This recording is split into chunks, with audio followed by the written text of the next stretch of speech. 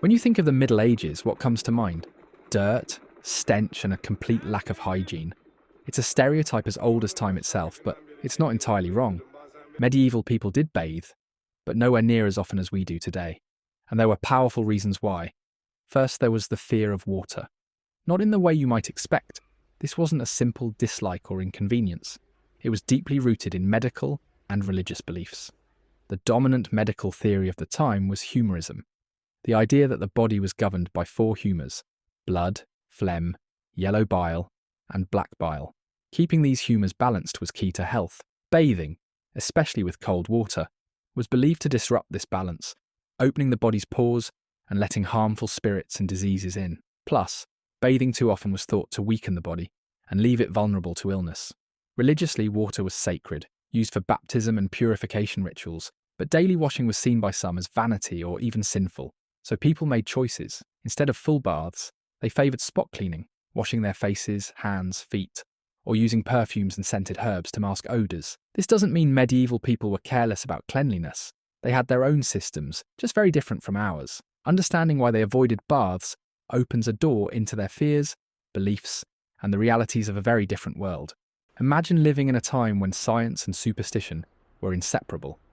That was medieval Europe, where medicine was not yet based on facts, but on ancient ideas passed down from Hippocrates and Galen, doctors of the distant past. At the heart of their understanding was the concept of humorism.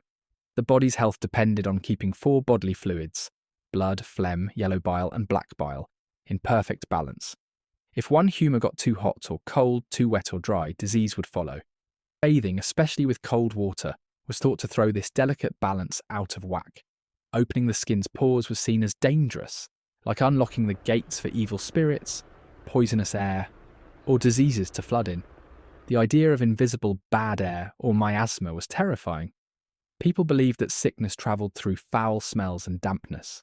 Doctors warned patients against bathing too often or in cold water, fearing it would weaken their bodies and invite illnesses like the plague or fever. Even warm baths had to be taken with extreme caution. In fact, some medieval medical texts explicitly stated that too much washing was harmful, especially for the elderly, children, or those already sick. This fear shaped everyday life. People preferred dry cleaning methods like rubbing down with cloths or using powders and perfumes. Soap existed but was harsh, made from animal fat and ashes, and not always trusted to cleanse without harm.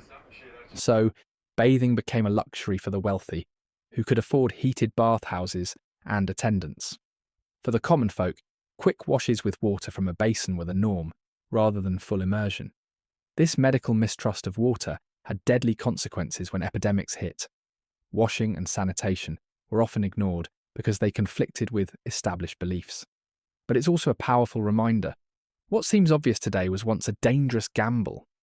The medieval mind, trapped between fear and knowledge, made choices that feel alien to us now, but made perfect sense to them.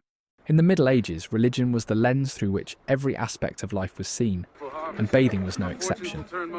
The Church's influence was immense, shaping how people thought about the body, purity, and sin. Many believed that the human body was inherently sinful, a vessel of temptation and impurity. Washing too often, or showing the body in public, even in bathhouses, could be seen as an act of vanity or moral weakness. This was especially true for women, whose bodies were tightly controlled by religious doctrine. Some clergy preached that excessive bathing was a sign of pride, a deadly sin that distracted from spiritual cleanliness. They emphasized internal purity over external, encouraging confession and prayer instead of frequent physical washing. Public bathhouses, once common in Roman times, became controversial. They were often associated with immoral behaviour, including prostitution and lewdness. Stories circulated about these places being dens of sin, and the Church frequently tried to shut them down. Moreover, the Church promoted modesty. Bathing could be seen as immodest or even scandalous, especially in mixed-gender settings. This fear of exposure reinforced the idea that the body should remain covered and hidden. This religious attitude contributed to the stigma around bathing, making it not just a practical matter but a moral one. Yet, paradoxically, the Church also used water symbolically, through baptism and holy water, to represent cleansing and renewal. This shows a complex relationship.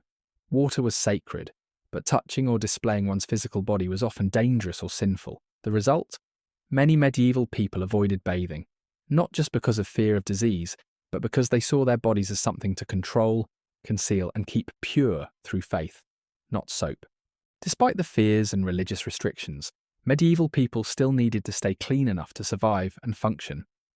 But without regular baths, how did they manage basic hygiene? Most people relied on partial washing rather than full immersion. This meant washing hands, face, feet, and private areas with a basin of water, often warmed if possible.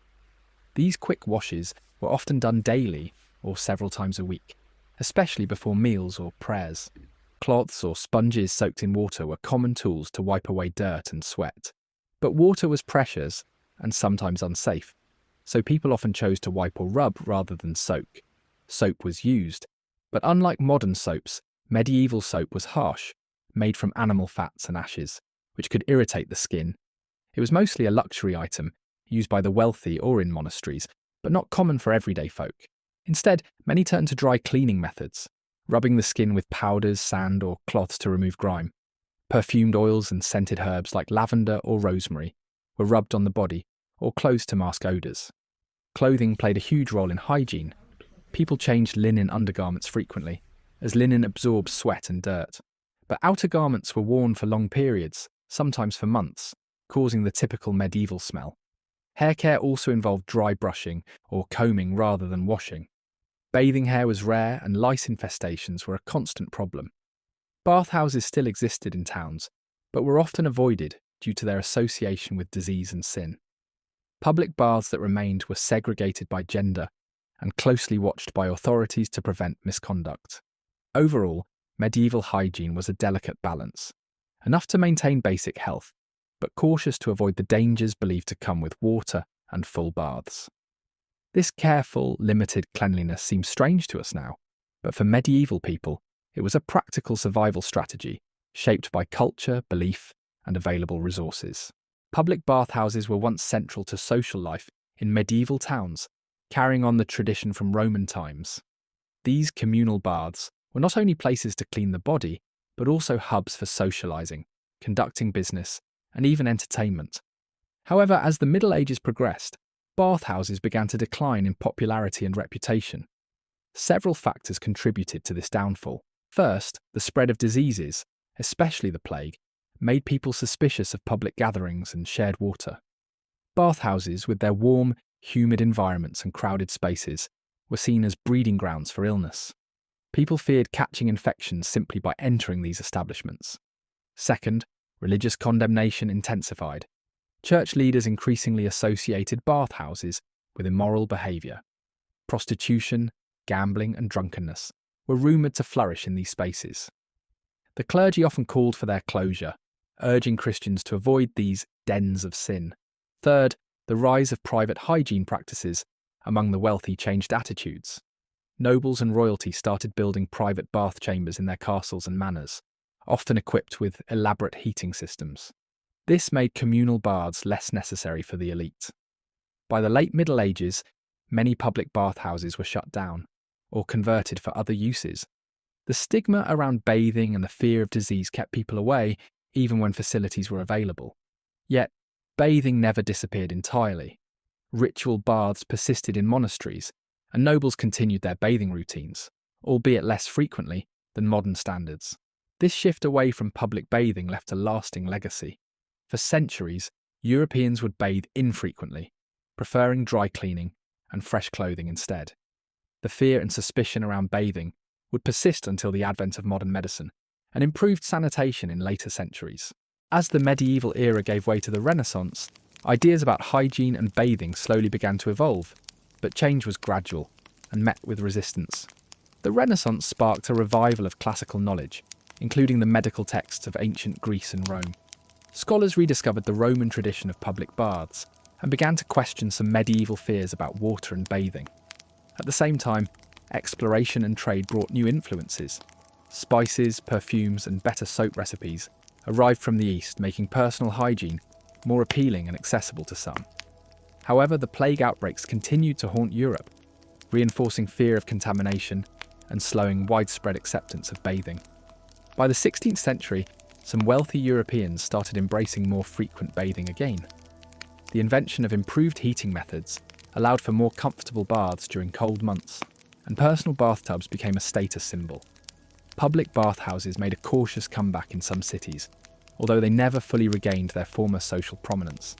Importantly, changing religious attitudes helped. The Reformation challenged the Catholic Church's control over moral behaviour, including its strict views on modesty and vanity. This shift opened space for people to think about the body and cleanliness differently. Yet, the idea that bathing too often could cause illness still lingered well into the 17th century. It wasn't until the development of modern medicine, germ theory, and public health reforms in the 18th and 19th centuries that daily bathing became a widespread norm. Looking back, the medieval fear of bathing seems strange to us, but it was deeply rooted in their understanding of health, religion, and society. Understanding this history helps us appreciate the complexities behind something as simple as washing, showing how culture, fear, and knowledge shape our daily lives in ways we might never expect.